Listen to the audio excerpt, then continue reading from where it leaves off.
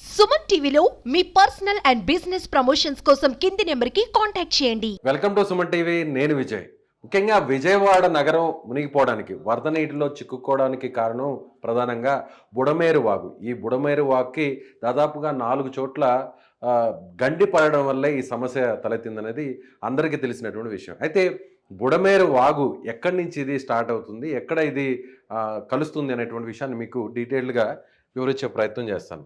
ప్రస్తుతం బుడమేరు వాగు సంబంధించినటువంటి పడినటువంటి గండ్లను పూడ్చడానికి అటు తెలుగుదేశం ప్రభుత్వం, కూటమి ప్రభుత్వం చాలా తీవ్రంగా కృషి చేస్తుంది. ఇప్పటికే మంత్రి నిమ్మల రామానాయుడు కావచ్చు, అలాగే ముఖ్యమంత్రి చంద్రబాబు నేతృత్వంలో ఈ మరమ్మతుల పనులన్నీ కూడా పూర్తిగా జరుగుతున్నాయి. అసలు ముందుగా బుడమేరు వాగు ఎలా ప్రయాణిస్తుందనే విషయాన్ని మీకు వివరించే ప్రయత్నం చేస్తాను. ఎస్, ఇక్కడ చూడొచ్చు మనకు మ్యాప్లో చాలా క్లియర్గా ఈ బ్లూ కలర్లో కనిపిస్తుంది కదా, ఇదే బుడమేరు వాగు. ఇది విజయవాడ పట్టణం, నగరం. ఇదంతా కూడా మనకు కనిపిస్తోంది. ఇది కృష్ణానది. అంటే ఇక్కడ మనం ఎగ్జాక్ట్గా చెప్పాలంటే ఇది ప్రకాశం బ్యారేజ్. ఇది ప్రకాశం బ్యారేజ్ ఇక్కడ ఉంటుంది. విజయవాడ నగరం ఇది. ఇక్కడ నుంచి మనకి దక్షిణం వైపుగా, అంటే విజయవాడ నగరానికి ఒక రకంగా చెప్పాలంటే ఈ సైడ్ ఇక్కడి నుంచి స్టార్ట్ అవుతుంది. అంటే కృష్ణా జిల్లాలోని మైలవరం నియోజకవర్గంలో ప్రారంభమవుతుంది, కొండల మధ్య పుడుతుంది ఈ బుడమేరు వాగు. ఇక్కడి నుంచి దాదాపుగా ఇదిగోండి, ఇక్కడి నుంచి మైలవరం నియోజకవర్గంలో ఈ ప్రాంతం నుంచి ఇది స్టార్ట్ అవుతుంది. ఇక్కడి నుంచి ఈ మైలవరం నియోజకవర్గం నుంచి ఇక్కడి నుంచి స్టార్ట్ అవుతుంది. ఒక రకంగా చెప్పాలంటే ఇది కొత్తగూడెం, అంటే తెలంగాణ ప్రాంతంలోని ఆ ప్రాంతం నుంచి ఇది స్టార్ట్ అవుతుంది. కొత్తగూడెం ఆ ప్రాంతం నుంచి మైలవరం నియోజకవర్గం మీదుగా ఇలా వస్తుంది. ఇది విజయవాడ నగరంలోని ఈ ప్రాంతానికి దగ్గరగా వస్తుంది. సో ఇక్కడ ఎగ్జాక్ట్గా మనం చూసినట్లయితే అసలు ఎక్కడ ఈ బుడమేరు వాగు గండి పడడం వల్ల ఎలా విజయవాడ ప్రాంతంలో ఉన్నటువంటి అనేక కాలనీలు ముంచెత్తిందో మీకు వివరించే ప్రయత్నం చేస్తాను. ఎస్, ఇద్దోండి ఇక్కడి నుంచి వచ్చి ఇది నేరుగా, అంటే బుడమేరు వాగు నేరుగా పైనుంచి మైలవరం ఆ నియోజకవర్గ ప్రాంతం నుంచి అక్కడ పడినటువంటి ఎగువ ప్రాంతాల్లో పడినటువంటి వర్షాలతో ఇది నేరుగా విజయవాడ నగరం మీదుగా వచ్చి కృష్ణానదిలో కలిసేటువంటి పరిస్థితి. అక్కడ ఏం చేశారంటే సపరేట్గా కృష్ణానదిలో కలిసే విధంగా జనరల్గా చిన్న చిన్న వర్షాలు వచ్చినప్పుడు అది కలుస్తూ వెళ్ళిపోతుంది. అయితే కృష్ణానది ఆల్రెడీ ఉప్పొంగి ఉధృతంగా ఎప్పుడూ లేని విధంగా కూడా కృష్ణానది ప్రవాహం ఉండడంతో కృష్ణానదిలోకి నీరు పోకుండా నేరుగా దాని స్వభావాన్ని బట్టి ఇది నేరుగా ఈ వాగు ఇలా ప్రయాణిస్తూ విజయవాడ నగరం మీదుగా కొల్లేటి సరస్సులో కలుస్తుంది. ఇక్కడ చూడొచ్చు మనం గోదావరి జిల్లాలో ఉన్నటువంటి కొల్లేరు సరస్సు వరకు వెళ్తుంది. ఇదోండి ఇక్కడ కలుస్తుంది కొల్లేటి సరస్సులో. అంటే దీని స్వభావం ప్రకారం చూసినట్లయితే అది యాక్చువల్గా ఉన్న దాని ప్రకారం ఇలా వెళ్ళి విజయవాడ నగరం నుంచి కృష్ణా జిల్లా మీదుగా ప్రయాణిస్తూ గోదావరి జిల్లాలోని తాడేపల్లిగూడెం మీదుగా కొల్లేటి సరస్సులో కలుస్తుంది. అయితే జనరల్గా ఇలా వెళ్ళడం వల్ల ఏంటంటే ఇది వంపులు తిరుగుతూ వెళ్ళడం వల్ల నగరంలోనే అనేక ప్రాంతాలు మునిగిపోతాయనేటువంటి ఉద్దేశంలో ఇక్కడ ఒక రెగ్యులేటర్ని ఏర్పాటు చేశారు. ఆ రెగ్యులేటర్ కూడా ఏర్పాటు చేసిన తర్వాత వెలగలేరు అనేటువంటి ఒక హెడ్ రెగ్యులేటర్ని ఏర్పాటు చేశారు. అక్కడి నుంచి దీన్ని లాక్ చేసి అక్కడి నుంచి నేరుగా విజయవాడ వైపు ఇది డైవర్షన్ చేసేటువంటి పరిస్థితి. అయితే 4 చోట్ల గండి పడింది. గత ప్రభుత్వ హయాంలో గండ్లు పడినా కూడా పట్టించుకోలేదని సాక్షాత్తు ముఖ్యమంత్రి చంద్రబాబు నాయుడు గారు చెప్పారు. అయితే ఇప్పుడు ఆ గండి పడడం వల్ల ఏ ప్రాంతాలన్నీ కూడా డ్యామేజ్ అయ్యో మనం చూడొచ్చు. ఇక్కడ చూడొచ్చు మనకి ఎగ్జాక్ట్గా అజిత్ సింగ్ నగర్ పూర్తిగా మునిగిపోయింది. ఇక్కడి నుంచి ఇదిగోండి, ఇక్కడ ఈ ప్రాంతంలో గండ్లు పడడం వల్ల 4 చోట్ల ఆర్ఆర్పేట, వాంబే కాలనీ, ప్రకాష్ నగరు, అలాగే జక్కంపూడి, అలాగే పాయకాపురం, రాజీవ్ నగర్, కండ్రిగా ఈ ప్రాంతాలన్నీ కూడా పూర్తిగా మనం చూడొచ్చు. గండి పడడం వల్ల ఈ ప్రాంతాలన్నీ కూడా పూర్తిగా నీట మునిగినట్టు పరిస్థితి. ఈ బుడమేరు వాగు వల్ల, ఇక్కడ ప్రయాణిస్తున్నటువంటి ఈ బుడమేరు వాగు వల్ల ఇక్కడ గండ్లు పడడం వల్ల మొత్తం వాటర్ అంతా కూడా ఇలా వచ్చేసి ఈ ప్రాంతాన్ని అంతా కూడా ముంచెత్తింది. 4 చోట్ల గండి పడింది. మొత్తం 4 చోట్ల గండి పడింది. ఆ గండిని పూడిస్తే కానీ, అక్కడ పడినటువంటి ఆ గండిని పూడిస్తే కానీ ఈ నీటి ప్రవాహం ఈ కాలనీల మీద పడకుండా తిరిగి యథావిధిగా ఇది కృష్ణానదిలో అన్నా కలుస్తుంది, లేదంటే కొల్లేటి సరస్సులో అన్నా కలిసేటువంటి పరిస్థితి. ప్రధానంగా ఇది కృష్ణానదిలోనే కలవాల్సినటువంటి పరిస్థితి. అయితే ఇప్పుడు ఆ గండ్ని ఏపీ ప్రభుత్వం ఏ విధంగా పూడుస్తుందో, ఎంత యుద్ధ ప్రాతిపదికన ఆ మరమ్మతుల్లో ఆ పూడికలు చేస్తుందో మీకు ఒక డీటెయిల్గా వివరించే ప్రయత్నం చేస్తాను.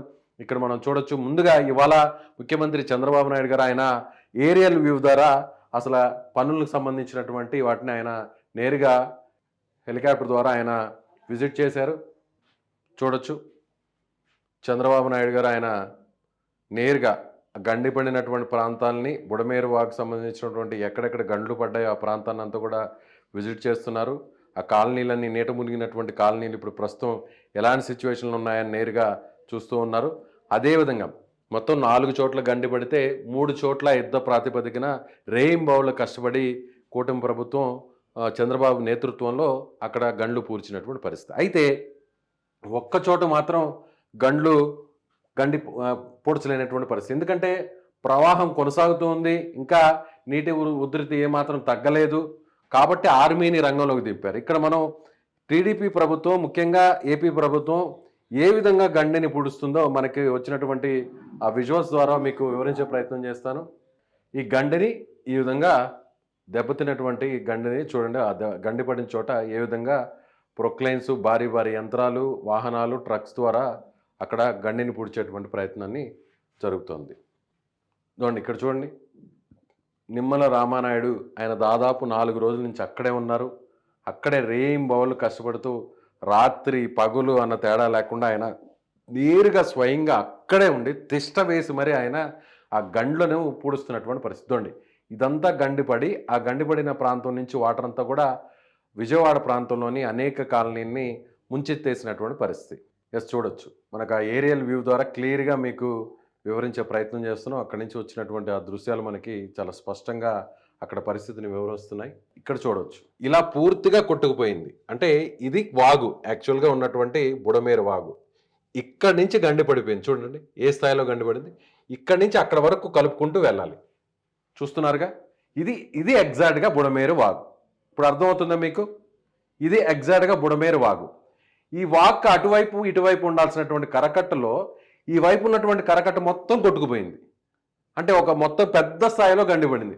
కాబట్టి ఇటువైపు వెళ్ళాల్సినటువంటి నీరంతా ఇలా ఈ కరకట్ట తెగిపోవడంతో, గండిపడడంతో ఊర్ల మీదకి వచ్చేసింది వాటర్ అంతా. అలా ఊర్ల మీదకి రావడంతో విజయవాడ నగరంలోని దాదాపు అనేక కాలనీలు మునిగిపోయినటువంటి పరిస్థితి. సో ఇప్పుడు ఆ గండిని పూడిస్తే కానీ, ఎందుకంటే ఇంకా కూడా బుడమేరు వాగులో వరద కొనసాగుతూనే ఉంది, పైనుంచి వర్షాలు పడుతూనే ఉన్నాయి, ఇంకా కూడా అల్పపీడనం ఏర్పడుతుంది, తుఫాను కూడా రాబోతుంది, మళ్ళీ కూడా వర్షాలు రాబోతున్నాయని వాతావరణ శాఖ చెప్తుంది.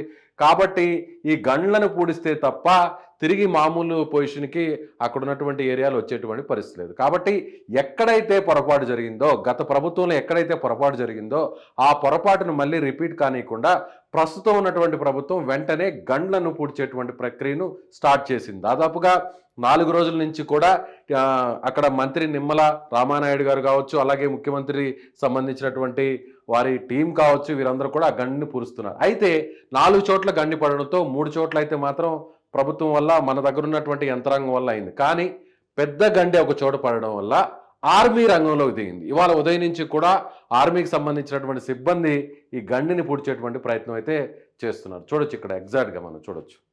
ఇదోండి, ఇలా ఈ వాటర్ అంతా వెళ్ళిపోవడం వల్ల ఇదోండి ఇక్కడంతా మనకి వాటర్ చేరిపోయింది. ఈ కెనాల్ నుంచి మళ్ళీ ఒకసారి మీకు డీటెయిల్గా వివరిస్తాను, చూద్దాం. ఇది వాగు, ఇది బుడమేరు వాగు. ఇలా మామూలుగా వాగు సాధారణంగా భారీ వర్షాలు వచ్చినా కూడా ఈ వాగు ఇలా వెళ్ళిపోతుంది.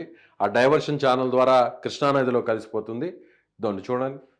కానీ గండి పడడం వల్ల ఆ ఉన్న వాటర్ మొత్తం వచ్చిన వాటర్ అంతా కూడా ఒక్కసారిగా 11,000 క్యూసెక్లు వచ్చినటువంటి వాటర్ అంతా కూడా విజయవాడ నగరం వైపు వచ్చేసింది. ఇది గత ప్రభుత్వంలో పడినటువంటి గండ్ల వల్లే ఈ సమస్య వచ్చిందనేది కూడా అందరూ కూడా చెప్తున్నటువంటి మాట.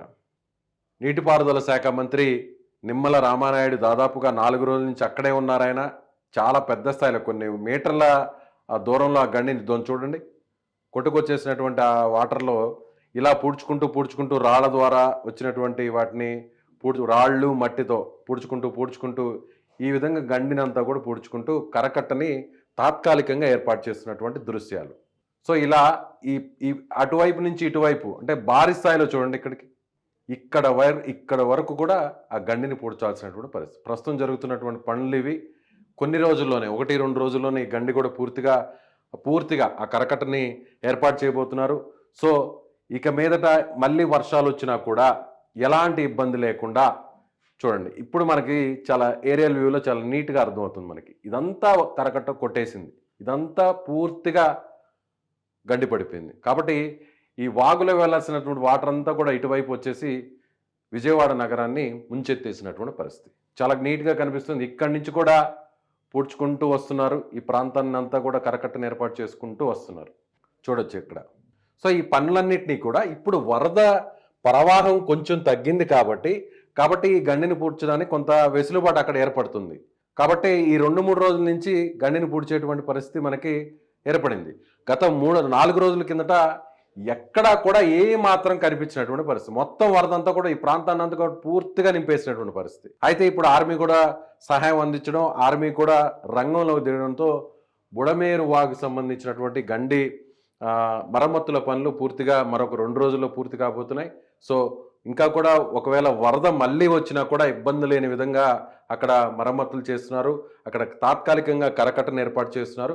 ఆ గండ్లను పూర్తి చేసి మళ్ళీ విజయవాడ నగరాన్ని వరద ముంచెత్తకుండా కూడా, మళ్ళీ అలాంటి అపాయం రాకుండా కూడా ఇప్పటికే ఏపీ ప్రభుత్వం అన్ని రకాల చర్యలు అయితే తీసుకుంటుంది. కెమెరామెన్ విజయ్తో సుమన్ టీవీ, విజయ్, హైదరాబాద్ నుంచి.